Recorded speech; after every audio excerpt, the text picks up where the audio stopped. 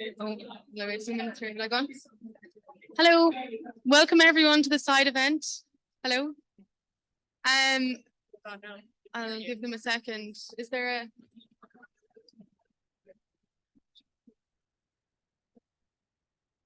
Hello. Hello, hello everybody.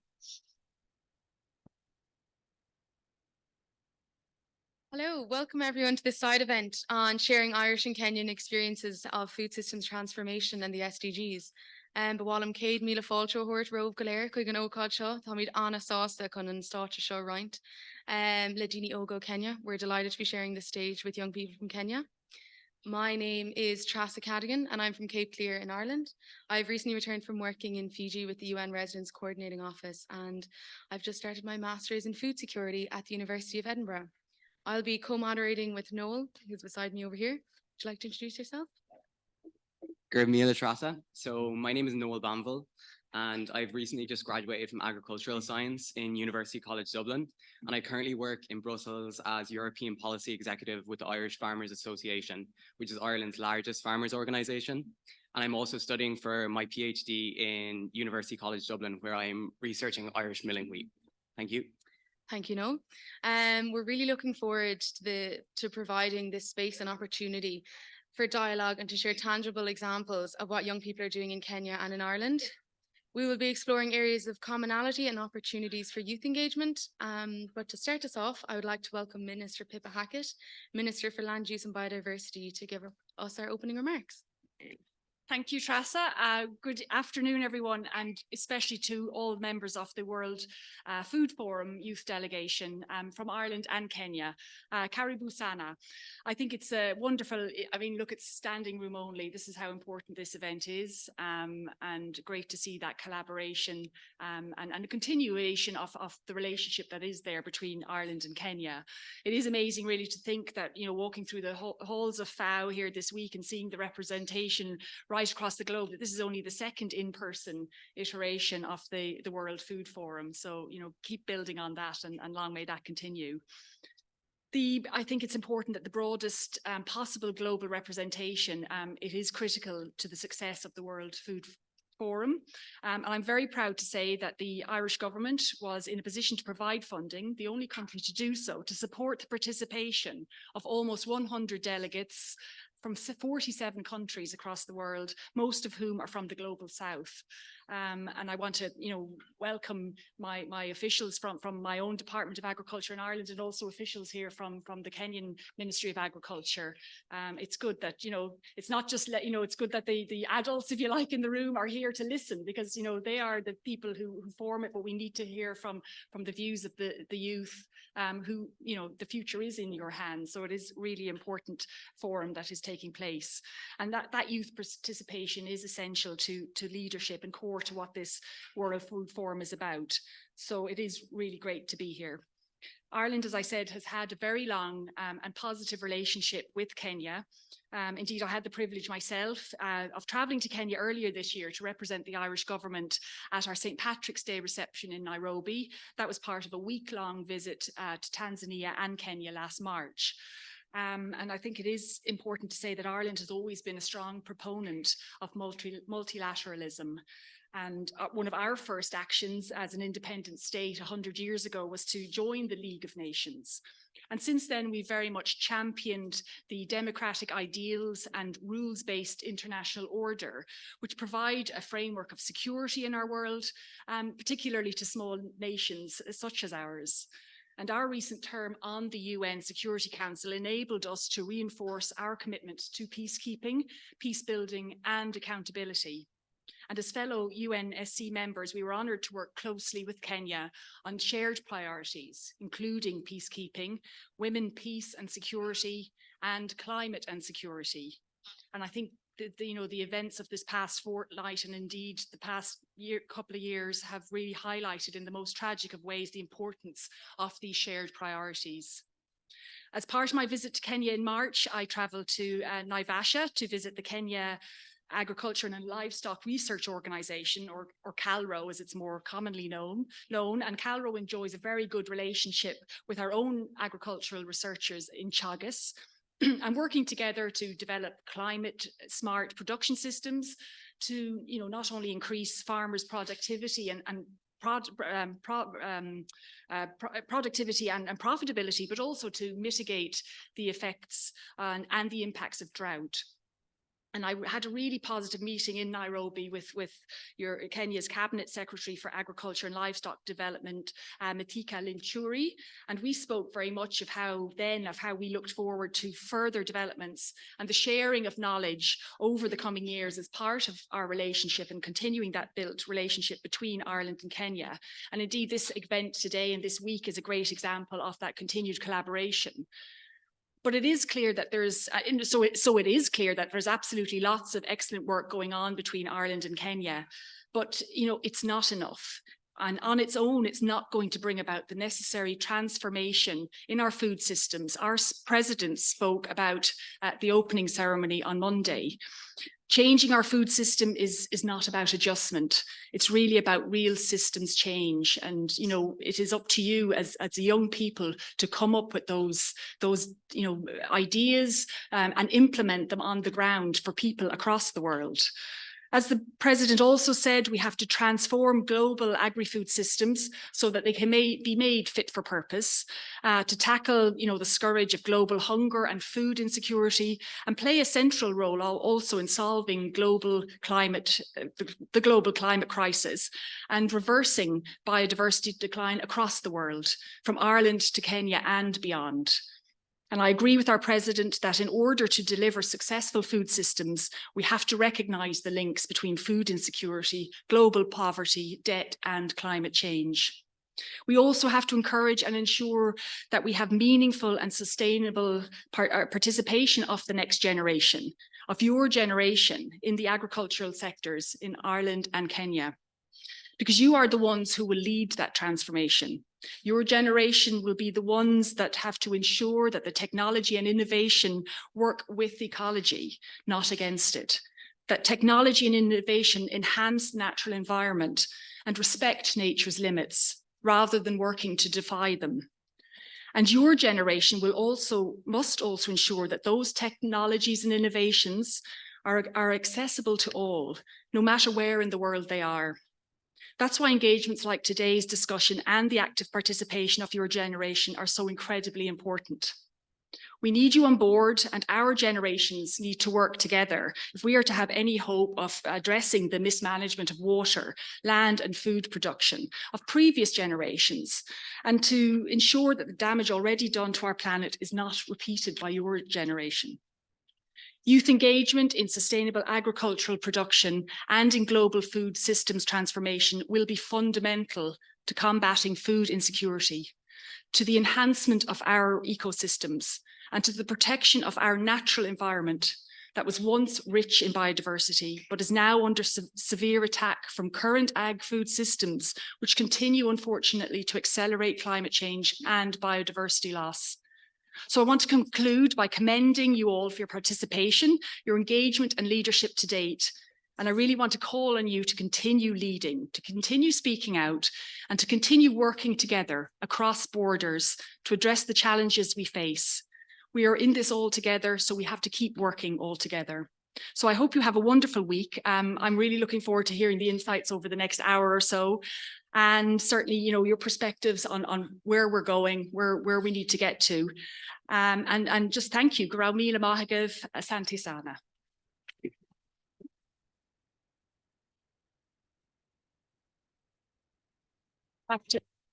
Thank you very much for those insights, Minister. So we will now move on to our slide presentations, where we will showcase 3 models of youth engagement in both Ireland and Kenya.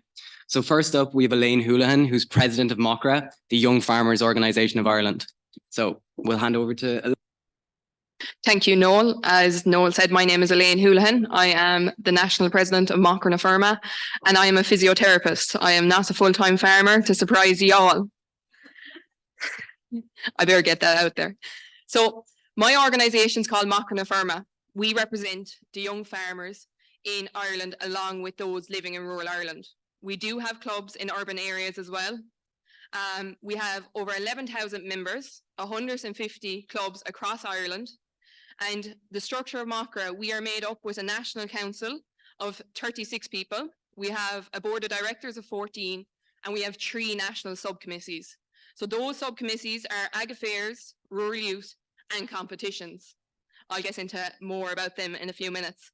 One of the big things that we do in MACRA is we lobby. We are number 4 in the lobby register in Ireland, and we're extremely proud of our position on that. So when it comes to lobbying for young farmers, we really do focus on our grassroots members. We pride ourselves on being a member-led organisation. So as grassroots members, we would run consultations. Me as national president, they can ring me about local issues, email me. We really do what the members want. As if the members are not with us along this journey, we are going nowhere. As we all know here in this room, to make change, we need a number of voices, not just one. So once we get, can you just go back there again now? So that was point number 1. So as we move on to point number 2, that's our national subcommittees. So once an issue is raised, that goes to our national subcommittee. So the relevant subcommittee, our 2 policy committees is Ag Affairs and Rural Youth. They'll be discussed. They will develop our stance as an organisation along with myself, and they will aid in lobbying. So number 3, as president of the organisation, I am the main spokesperson for the organisation. There is other people in the organisation, like our national chairperson of Ag Affairs might do some of the ag, and our national chair of Rural Youth might discuss some of the rural youth issues when I'm not available. So what I do, I engage with government bodies. I work very closely with our policy team in Macra na Firma to develop policies. And then when we have our policies developed, we do consultations with government and at EU level. We're part of CEJA. I see some of you around the room here. And we also go in front of the Joint Oireachtas committee meetings of our government. They're subgroups of our government. We'd mostly go in front of the Agricultural Committee or the Housing Committee. There would be the 2 issues where we would be going lobbying the most. So what makes us different? MACRA, we are in our 80th year, and we have developed the IFA, which Noel works for. We've also, from MACRA, the Irish Farmers Journal has spiraled from, along with Feroga, which is another youth organisation in MACRA. Some people don't realise that we develop so many different things as a small organisation. We also provide a social aspect for our members. We are not just focused on lobbying. We see that rural isolation is an issue affecting everybody, and I'm sure everybody around this room can relate to that as well. So we provide social outlets, and our competitions, you'll see the middle photo there. That's our national bowling, and we take part in initiatives as well. We take a very strong stance when it comes to farm safety and mental health. They're 2 of the big things that we take a massive stance on, along with policy. I could keep talking all day, but I'll pass it on.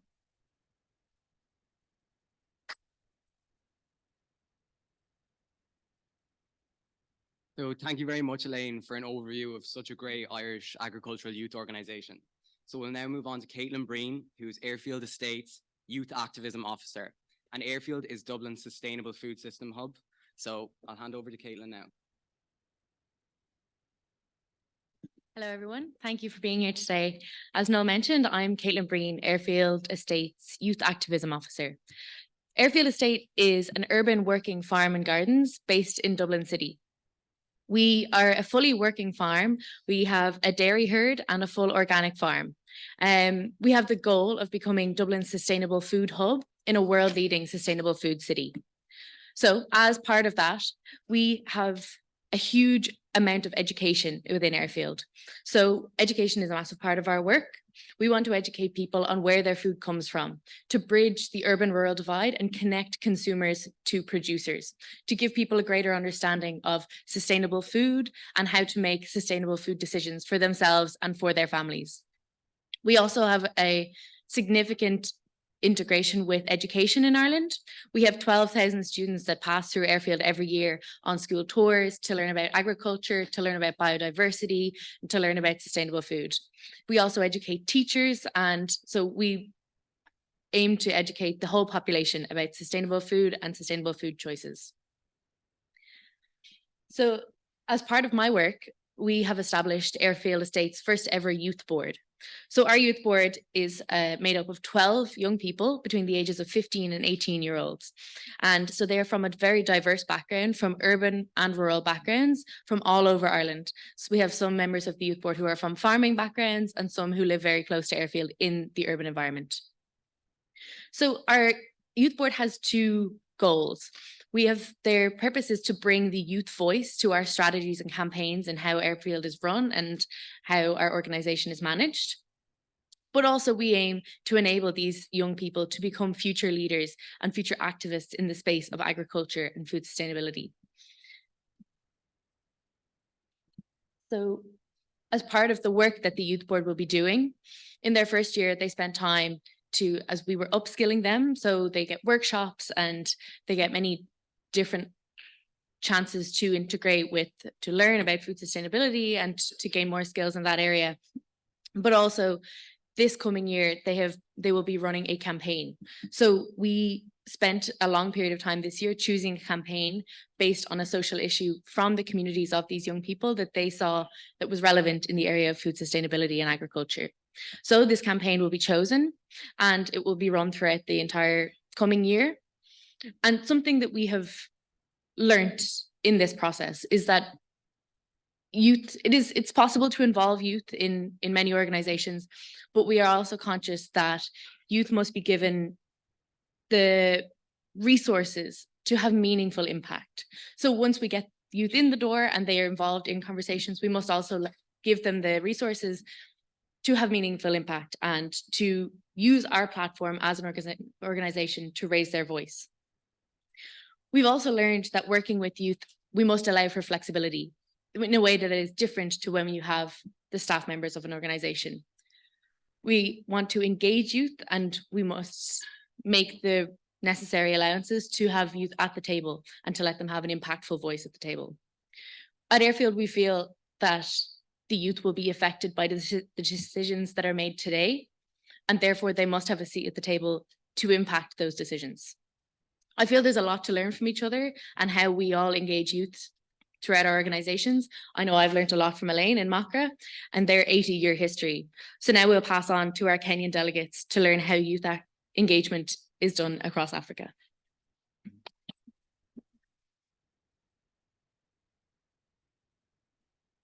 Thank you very much, Caitlin, for that example and a really good one on how to bridge the rural-urban divide on agriculture, especially among young people. So we'll now move on to our delegate from Kenya. So thank you very much, Francis. So Francis Kaduki, and he's from the Global African Youth Dialogue. So. Thank you very much. Good afternoon. I think we have been on a marathon. It's good to pause a bit and then continue. Yeah. So my name is Francis Kaduki. I'm a student from the University of Siena. I'm originally from Kenya, and I'm finalizing my master's in international sciences and majoring on the European Union. But on the side, I am the representative of Kenya Students Association in Siena, and but today I'm actually wearing a very different hat and far much important hat as a representative of the Global African Youth Dialogue. Okay, so the Global African Youth Dialogue is an intergenerational dialogue that was formed to advocate for the African youth engagement, especially the African youth based in the diaspora. So what do? We try to focus on the African development agenda by trying to emphasize on policy development, the decision-making process, and the diverse challenges that the youth in the diaspora face. And our guiding factor here, or our guiding documents here, are the African Youth Charter that was brought out in 2006, and the African Union Agenda of that focuses on the 2063 agenda. Okay, the African Union 2063 agenda. So how do we do this dialogue? We create a modality or a platform in which the youth can actually participate in plotting strategic actions. They can negotiate or they can take part in the negotiation process, and they can help in the resolving and the resolving of possible solutions that affect the youth, both in the diaspora and in the African continent itself. So mainly our sessions are usually conference based. So we try to create some form of dialogue between speakers and participants. And through our editions, we have actually had some keynote speakers. For example, His Excellency Ambassador Mahmoud Kombo of Tanzania, the ambassador of Tanzania to Italy. We have had the senior human rights expert in the African Union Commission, Ambassador Salah Ahmad. We have also had representative from the Embassy of Nigeria. For example, we had Miss Gwendi, who is actually the political and economics affairs minister of the Embassy of Nigeria, and also had some people from the diaspora who are actually in the advocation field. For example, the CEO of Fondazione Aurora, Miss Martha Sachi. So we believe that it is very, very important that both those who are youth at heart and who are actually the youth communicate in the same voice. I think the minister today was talking about it is important to have both the leaders, the seniors, and the youth together.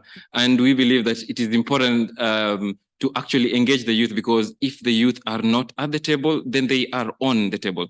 So it is very, very important to have them actually as part of the negotiation on the table. So yeah, because I understand, because most of the time the youth are considered as a topic of discussion.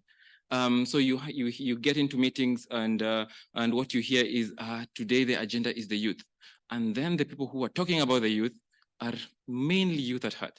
So it is important to have actually the young people who are actually experiencing these things that we are talking about. The tomorrow has always been tomorrow, and now that it's today, so we actually get to talk about it. So we believe that youth have a huge role in the food systems, be it production, the processing, distribution, consumption, and even the disposal. The key factors that actually drive the food systems, the agenda, youth play a key role, both as decision makers, or as part of the decision-making process, or as actually the real actors in business and in policy development. So as part of Global African Youth Dialogue, we have the Global Model African Union. And what we try to do is try to inform or bring up to standard the youth on what is actually happening as per the African Union organization itself. So we try to create an academic simulation on leadership development program through the Global African Union model. And I think most of us are familiar with the United Nations model, and I think most of the youth always yearn to participate in this. So we're trying to make this a common norm, so that actually both Africans in the diaspora and Africans in the continent, together with our various partners, for example, the ones I'm sharing this privilege to actually sit on this panel with, to actually come and engage and tell us what has worked for them, what could work for us, and we try and find a middle ground so that we actually find something sustainable. So we try through the African model, we actually try and bring in discussions, engagements that are actually much pressing and more relevant to the 21st century situation of the African continent itself, and ways in which we can actually enrich youth academically and professionally through giving them tools and skills, so that they can actually be able to affect change, not only in the broader picture, but also in their domestic and local roots. Because in as much as we might want to sit here and talk about the youth and how it is important, we are not only the youth. We have actually youth on the ground who might never be able to sit on this table, but they're the ones who actually bring the change that we are trying to talk about. They're the ones who actually go into the mud and actually do the change. So I think it is very, very important to bring and continuously engage the youth in the various things that affect them. And as part of trying to prepare them for the tomorrow, we need to expose them to the today, so that tomorrow is not new, so that we don't have to look for another tomorrow. Yeah. So we believe that we rise together and build better together, and that this is how we create the Africa that we want. Yeah, thank you.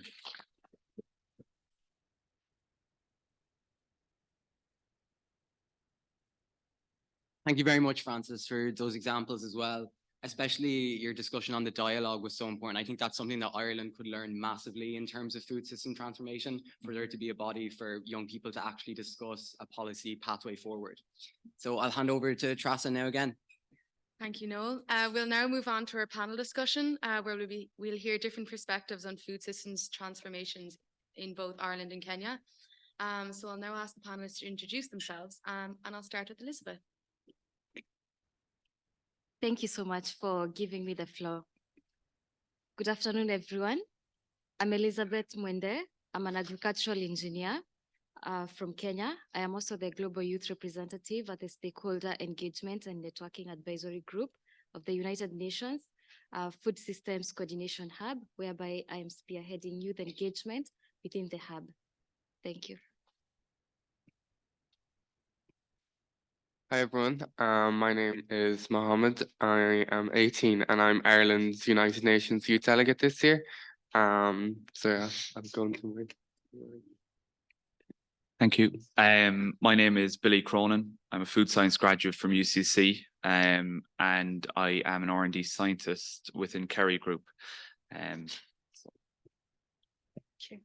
Hello everyone, my name is Janice Achieng Audi. I'm a teacher by profession, actually teach Kiswahili and religion. Beyond classroom, I patron Young Farmers Club. You can ask how. I'm an agripreneur. I grow traditional leafy vegetables. I also rear poultry. And I run a bakery where I produce pumpkin and sweet potato baked cakes, bread, and other pastries. I'm an African Food Fellow, a food systems leadership program offered by the University of Wageningen. Thank you. Importantly, I'm the Kenya Country Representative Young Professionals for Agricultural Development. Hello, I'm Clodagh, and I'm a recent graduate from the University of Galway. I studied applied social sciences. My profession is a youth worker, but this summer I took part in Goal's Next Gen Youth Programme. Goal is an NGO based in Ireland, and it connects people from Ireland with those in the Global South. Hello, everyone. My name is Christine Karanja from the University of Nairobi, taking journalism, development communication. I'm also a member of the Youth Task Force at the United Nations Food Systems. Beyond that, I'm the Campus Director for Sustainable Development Goals under United Nations Academic Impact for SDG 17, which is partnerships. I welcome you all to collaborate for people, planet, and posterity. Thank you. Great. Thanks everyone for introducing yourselves. So for this part of the discussion, we kind of just want to get different perspectives on food systems transformation, specifically from obviously a youth perspective. So I'll start with Elizabeth with some questions. So Elizabeth, what actions are youths in Kenya taking at a grassroots level in terms of food systems transformation? Yeah, thank you for that really interesting question. So from our Kenyan experience, what I've seen firsthand is one of the actions that the youth at the grassroots level are taking is farming and agribusiness, which is anchored on agro-processing and value addition.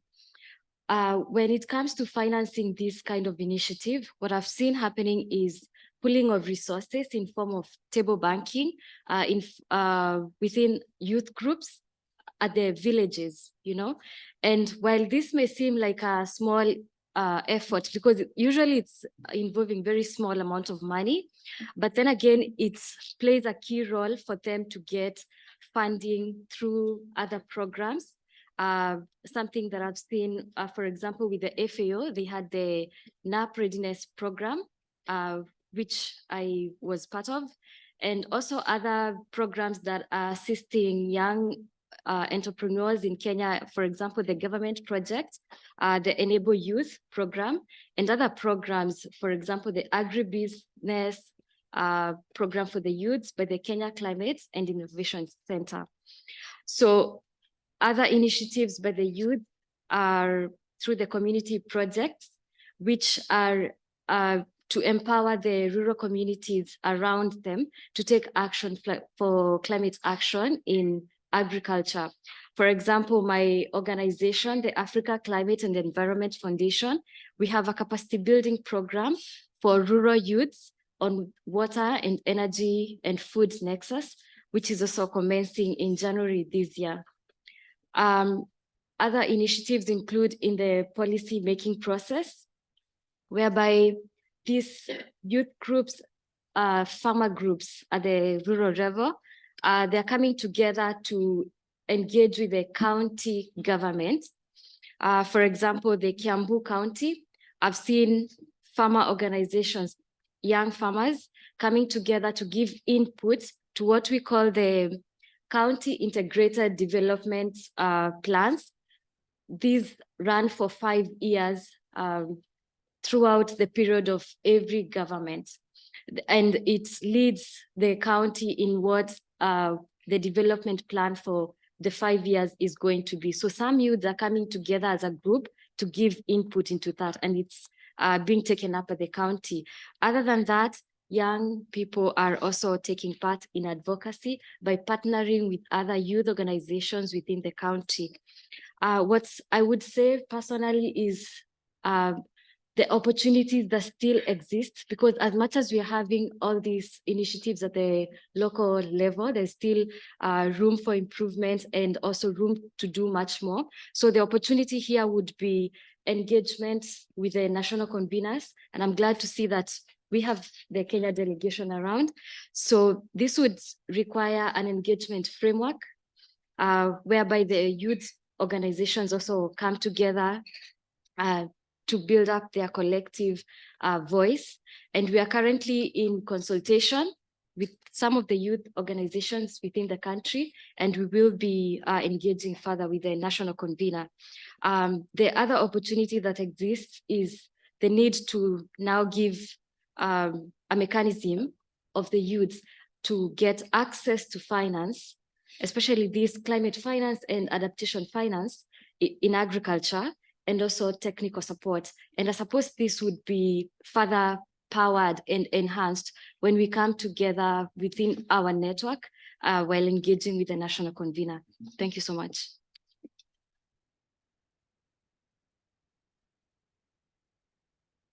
Thank you very much, Elizabeth, for such a great answer there. I think a really important point on it as well was access to finance, because in terms of a just transition and transformation of food systems, we can never forget the economic and social component of that as well. So thank you very much for giving us a Kenyan perspective on that as well. So we'll now move on to Mohammed. So Mohammed, you are Ireland's UN Youth Delegate for this year. So I'd like you to maybe discuss how you plan on using your role forward or going forward, and why it's important to ensure young people are represented at decision-making tables. Yeah, thank you. So just a little bit of background before I start. So I'm Ireland's United Nations Youth Delegate. I'm the youngest in the world. But how I want to use the role going forward, I was in New York for a month attending the United Nations General Assembly, and I made a statement at the Third Committee on behalf of Ireland as well. And through that, I saw it opened my eyes a lot to different UN processes and how young people engage with those processes. And a massive issue at the UN is, well, what I saw in New York was the lack of representation from the Global South. Luckily here at the World Food Forum, there's a lot more representation. Minister Pippa mentioned Ireland has funded around 100 young people from the Global South to attend, but that was not the case in New York. And a lot of the spaces as a young person, I felt were a lot of inaccessible. So I think throughout the year, that's something I really want to work on, trying to make those spaces, the UN processes, a lot more engaging and more accessible to young people, so young people understand what they're getting into, and then working towards more representation. So they're kind of two of the main things I want to work as in my role as UN Youth Delegate. Thank you very much, Mohammed, and congratulations on being the youngest in the world. It's such an achievement. So, yeah. one second.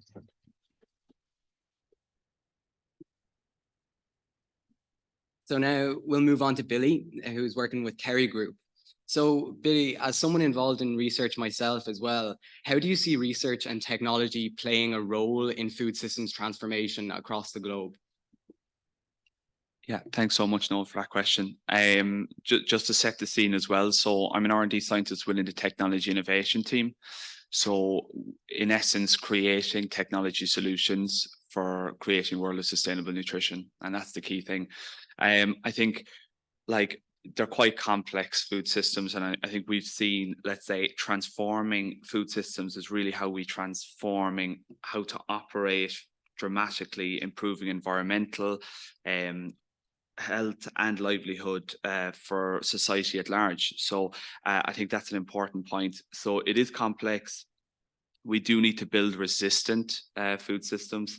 And then a large effort needs to be, I suppose, taken from multiple stakeholders, from private sector, policymakers, and right to the very top.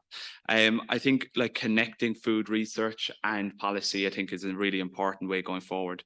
From my perspective, if I split into three kind of main parts, regenerative agriculture, having, a conservation versus kind of conventional farming, and then when the elimination of food waste, and this is critically important, when we see more than a third of our food is wasted, it's quite hard to imagine. And obviously from a sustainable protein source as well, be it from animal or plant-based. And just a quick mention of what Kerry does in the food preservation solution space. We have a myriad of solutions based for multiple categories, be it meat, plant-based, or into bakery. So we got a figure there earlier in the week that 680 million slices of bread are wasted every day. And that has to hit hard. So we are working really to create that world of sustainable nutrition, and pushing to kind of integrate our solutions within multiple categories. So I think research and technology plays a huge part. It's not the only part, but it definitely does make up what we really need to push forward on doing. Thank you so much.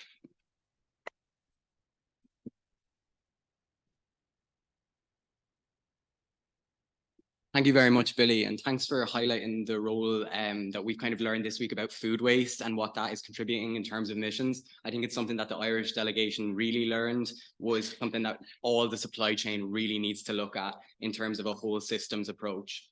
So we'll now move on to Janice. Janice, what is YPARD Kenya doing to empower youth in Africa? Thank you. In Kenya, I suppose. Thank you. So YPARD Kenya is a national platform of an international movement and network by volunteer young professionals for young professionals in agricultural development. So we operate as an online and offline platform that mainly prioritizes advocacy, information sharing, and capacity building to enable and empower young agricultural leaders from diverse agricultural backgrounds to shape sustainable food system, push for transformed agricultural systems, and promote climate justice. So how do we do this? We do this by promoting agriculture. In my country, and my countrymates will align with this, we have an aging farmer population. An average farmer in Kenya today is 60 years old. That's the age where my parents retire, and all our parents, and they're tired. On the other hand, we have a youthful population. And so we ask ourselves, who is gonna feed us? On the other hand, our young people perceive agriculture negatively. They don't want to hear anything about it. So as YPARD Kenya, we promote by advertising and sharing opportunities in agriculture. We share success stories We show how our members are involved, and this in turn inspire. And we are able to onboard every single day. We have requests of young people wanting to join our platform and join hands in, shaping our food systems. We also, out of this, get invited to share what we do in webinars, in workshops, just in a way to shape and change the negative perception that the young people have. We also network. In my country, we are about 3,000 young professionals with diverse backgrounds. We also have an opportunity to network with 35,000 young professionals globally. And to add cream on this, we network with leading agricultural institutions. I know you all know what GFAR is. And in July this year, my story was shared in the newsletter as one of the rising stars in agriculture.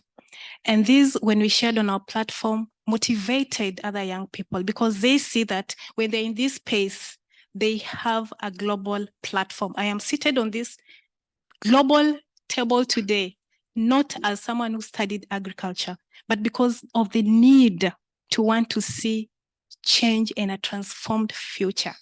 And so this really helps us to, onboard more and more members. We also have an opportunity to work closely with FAO in Kenya, and in their Farmer Business School program, WIPAD Kenya gets invited to speak to the farmer leaders on the need to bring on board the young people who are supposed to take over from there, because this is the main challenge the development partners have when they come to our country and to promote agriculture. 70% of the people they work with are adults. And so they need ways, and they ask us to come on board to help them onboard the young people. We also advocate for the voice of the young people in trying to transform the agriculture system. How do we do this? In liaison with our global office and regional office, we help to facilitate publication of research papers, because basically most of our members are in the field or in the space of agriculture. We also have opportunities for public speaking, locally, nationally. And last week at the Global Landscape Forum, because of WIPAD's good relationship and youth in landscape delegation in the Global Landscape Forum, we had an opportunity to share the perspective of the young people at an opening plenary, discussing about ways of transforming food systems and restoring our landscape using African-led solutions. So these are opportunities that we are proud of we have at WIPAD Kenya. We also advocate we also have this platform and an opportunity to advocate for our voice by organizing ourselves in policy working groups, both locally and internationally. Locally, before agriculture was evolved in my country, we were part of the policy working group that developed the first youth in agribusiness strategy 2018-2022 that provided the opportunities on the challenges that young people are facing and are preventing them from getting into agriculture space. And this year, we're also part of the Kisumu County Food Systems Strategy Development.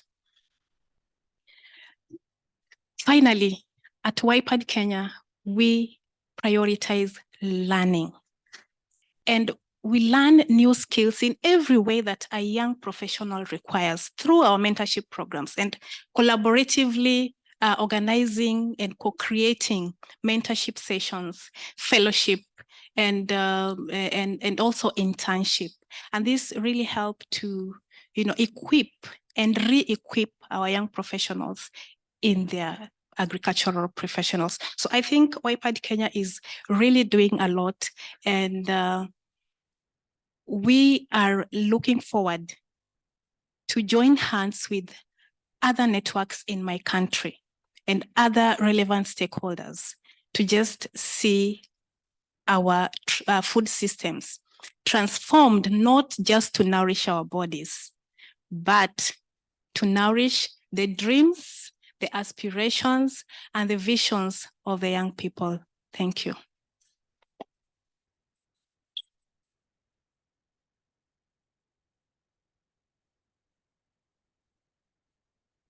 Thank you very much, Janice, and thanks for highlighting definitely some common issues between Ireland and Kenya in terms of the challenges for the agriculture sector. Yeah, you know, an aging farmer population, they're definitely things that we have in common that we need to communally address. So I'll just have two more questions for Clodagh and for Christine. So Clodagh, very briefly, if possible, through your work, you've kind of worked with connecting the youth in the north and south in terms of the globe. So could you briefly maybe tell us, you know, how you found that and some of the challenges and how you think it could be addressed? Thank you. Yeah, so I took part in Goals Next Gen Youth Programme. So we connected with people from Sierra Leone, Zimbabwe, Ethiopia. And before I took part in this programme, I didn't really know anything about the agricultural sector. I don't have an agricultural background. So they taught us about climate change, food systems, all those kind of things for the first time. And at the end of the programme, we did a public awareness campaign. And we chose to do our public awareness campaign on local food. Like we want to do a 7-day local food challenge. And we thought this was a good idea because we learned how much food that Ireland imports and exports. And we thought that the general public did not know this, and we just wanted to share that knowledge. So we did our 7-day local food challenge, and we found it very difficult to find, say, ingredients for bread, because there wasn't much bread in Ireland, and also things like sugar for jam. Yeah. Yeah. So thanks very much for that, Clodagh. So Christine, our question for you is, can you discuss the UN Food Systems Hub and how youth can kind of engage with that further, you know, regardless of where they are in the globe? Thank you. Thank you for your question. As I mentioned, I'm a member of the task force for the hub. So essentially, we are tasked with helping to consolidate the food systems by engaging youth in transforming the food systems. So far, we've engaged in consultations, leveraging technology for virtual inputs across the globe. Throughout, we overdid our part as Kenyans because on the task force, fortunately, we have 4 Kenyans on it. There is 8 across the globe, under the stewardship of the formidable Elizabeth here, who's a Sena rep, and Nicolo, who gave opening remarks during the first session. So essentially, we are trying to formulate long-term engagement because we are off track meeting SDG 2. As an SDG advocate under the United Nations Academic Impact, I cut across, I try and leverage my skills as a communication student at the University of Nairobi to be able to communicate what needs the youth have. I'm doing this through my podcast, but additionally, we are tasked by, it's a task force formulated by the Secretary General Antonio Guterres. It was done in 2021 when we had the first UNFSS. This year we held the stock taking moment, which is where the consultations outcomes were presented. Through the outcomes of that, the follow-up is to become the solutions paper, draft solutions paper that Elizabeth preempted about. We intend to also call for more input because it's an evolving framework for engagement for us. Beyond that, we also are bringing input from our own regional, because it has regional forums that happened. It wasn't just on us. We did have a shortfall, and I hope we can leverage the networks we get here from the global north. As I said, we got 200,000 inputs, but it was mostly concentrated in Africa. Maybe that's because we are the ones who are feeling the brunt of the food security situation.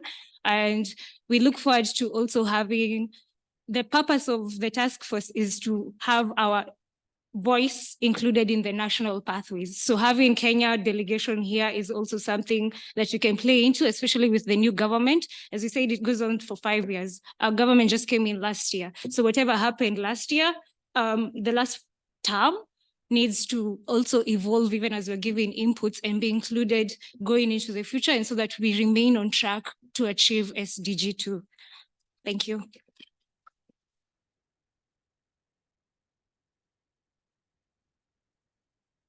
Thank you so much, Christine, for such valuable insights. And I'll be sure to tune into your podcast now as well. So I look forward to that. So I'll pass back over to Trasa now. Thank you so much. That was such an interesting panel. We're going to have to move on to the Ireland's National Youth Food Statement. All our panelists will hang around afterwards if anyone has any questions. We're a little bit tight for time. Yes, we're going to ask Caitlin to read out Ireland's National Youth Food Statement. This is a call to action from young people in Ireland to allow for a strategic and just transformation of our food system. Thank you, Caitlin. Thank you, everyone. With 7 harvests left to transform our food systems before the 2030 agenda, we need urgent change for human and planetary health. We, the youth of Ireland, have committed to drastic and large-scale action across our food systems, but we cannot do this alone. We are hungry for change in our food systems. Across Ireland, the youth have driven change in many areas, including food systems, whether through youth organisations or individual efforts. With this youth declaration, we showcase our priorities and ask that those who hold political and financial power in the food system, including governments and those in the private sector, take action with us. We contribute our experience, expertise, passion, and energy to drive solutions for a food system that delivers for the current generation without compromising the rights and the well-being of future generations. Youth are integral and indispensable in the creation of a healthy, sustainable, and equitable food system, which delivers on the 17 Sustainable Development Goals.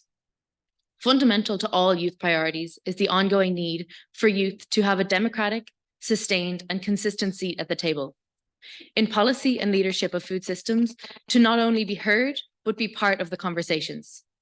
We will be the beneficiaries of policy decisions, and therefore we should help in the creation of these policies. We endeavour to not only be involved in the conversations, but to have a meaningful impact on the decisions that are made. We understand that food production in low and middle income countries faces numerous challenges, from climatic degradation, such as floods, droughts, pest diseases, conflict, and migration. We are also aware that many of the climate challenges faced by smallholders and farmers in the Global South are as a result of the greenhouse gas emissions of countries in the Global North. Therefore, we ask that the strong ties between the Global North and the Global South partner countries are maintained and developed to increase resilience and food security. The establishment of robust measures to end hunger, reduce poverty levels, and build resilient livelihoods through existing Indigenous knowledge and traditional food systems in synergy with innovative technologies are needed. Food systems are fundamentally based on the primary production of food by those involved in horticulture, agriculture, aquaculture, and fisheries. Their importance, their access to markets, and the need for Indigenous food production to increase food sovereignty and food security cannot be overstated. Primary producers vary in size of holdings, access to education, financial support, and access to education, financial support, and to equipment. It is essential that we improve the viabilities of these primary producers to aid in supporting adaptation and mitigation of environmental impacts, including climate change. As we work to reduce the greenhouse gas emissions associated with agriculture, there must be a just transition. We must also support the young farmers in our country and encourage the next generation of farmers. It is essential that we have a connected food supply chain, which recognizes all stakeholders, from producers through processing and retail to consumers. Each step of the supply chain must be encouraged through appropriate measures to reduce their environmental impact. To achieve this, it is vital that all stakeholders receive the value of new innovations within this chain. Assisting the cooperation and knowledge sharing between stakeholders and increasing the links between those in the Global North and the Global South will further enable necessary changes to address poverty and climate action through the development of a more connected food supply chain and a transformed food system. A key component in shaping a more positive food future lies in how we approach food in schools. The next generation of buyers, consumers, and producers deserve to know the true environmental, economic, and social impact of the food that they eat. Improvements need to be made in how we teach younger people about all aspects of not only the food that they consume, but of the entire agri-food sector.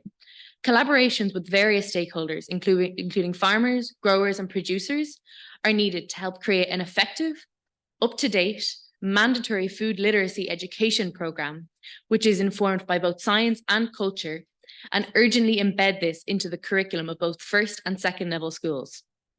Children and young adults need to understand the important areas of food, including its production, its nutritional value, and its effect on the environment, and its value to local economies. Throughout communities in Ireland, the flaws within the food systems in our country are obvious. There's a vast amount of food wasted every day in every grocery store, household, and restaurant throughout the country.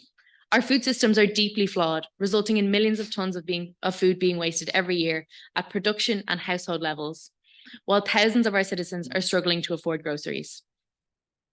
Research and innovation is the way we produce, consume, and educate our public on food will be essential in the food systems transformation. President of Ireland, Michael D. Higgins, spoke on Monday, World Food Day, of the need to not only for adjustments in food systems, but for total change. We must build new and innovative systems which are beneficial for both human and planetary health. Young people are eager to be the change makers who determine the future that we want, and we are aware that we must begin shaping this world now without wasting time. To enable this, we must be accorded the support and resources to take up roles that will translate to informed future leaders in various parts of the global community. We, therefore, as Youth of Ireland, with various backgrounds, join hands in action to transform our food systems. Thank you.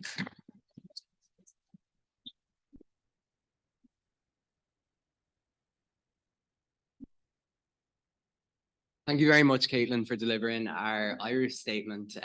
But I think regardless of where you're from, that's definitely something that we could all get behind. So I'd like to reintroduce Minister Hackett now to say a few words. So thank you very much. Thanks, Nolan. Thanks to everyone for your insights and your comments and your observations. And it's been interesting. I've written down a fair bit there, so I'll go through it in more detail later for myself. But just a few thoughts and comments, I suppose, to round up. I think fundamentally there are similarities despite the completely different climatic situations between Ireland and Kenya. We both have agriculture very much as a core economic activity. Actually, the average age is quite similar as well. So that is a massive challenge, and we do need to see that younger farmers engaging on their succession plans. We need to see that working well, but I think fundamental to any food supply chain is, and it has been mentioned a couple of times here, are those primary producers. I just want a quick hands around the room. Everyone, hands up, who's a primary producer? Right.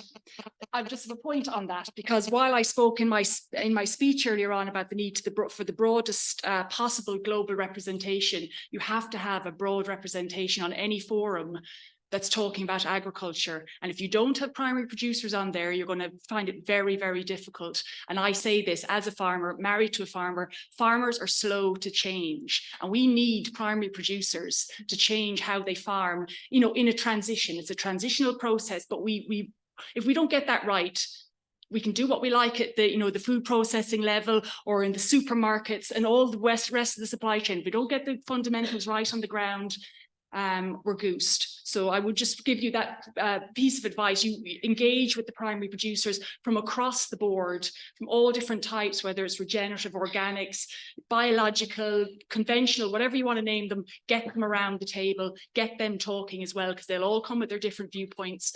And it's important to hear that, because look, I know how difficult farms are to change, and that is the same whether it's in Ireland, Kenya, you name it. Farmers are very stuck in their ways. It's just their nature, especially if they're generational. They've been doing it that way. They've been told to do it that way. The advice has been sending them down a path. And we know for our climate, for our environment, for our water, biodiversity, that path isn't working. And you guys are certainly the ones to drive that change. I would recommend a slight change to the very opening statement of your, you said we hope for changes in our food systems. You need to change that to we will drive changes in our food systems. But anyway, thank you all very much.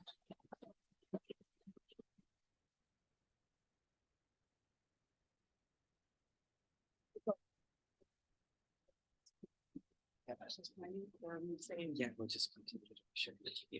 Yeah, no. Thank you very much, Minister, and for such excellent analysis of everything that was said today.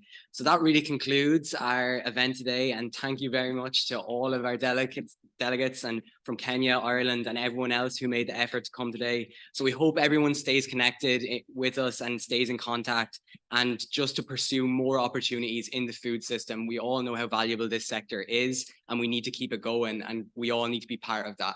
So thank you very much for being here.